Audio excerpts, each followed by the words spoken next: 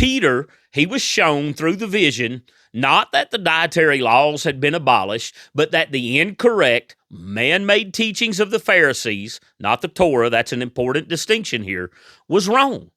And that Gentiles had every right to join themselves to the Elohim of Israel through the Messiah. And so this prepared him to go to Cornelius' house without any hesitation.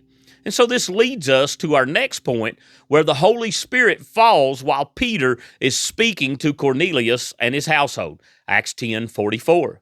While Peter was still speaking these words, the Holy Spirit came down on all those who heard the message.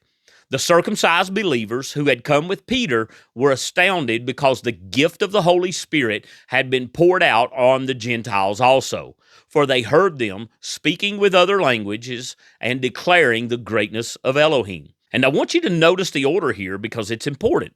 Peter preaches the good news about Yeshua, the Gentiles believe, and while he's still speaking, the Holy Spirit falls on them.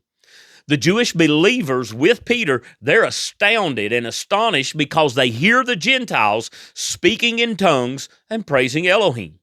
And this was the undeniable sign that Elohim had accepted the Gentiles just as he had accepted the Jews and those from the diaspora in Acts chapter 2.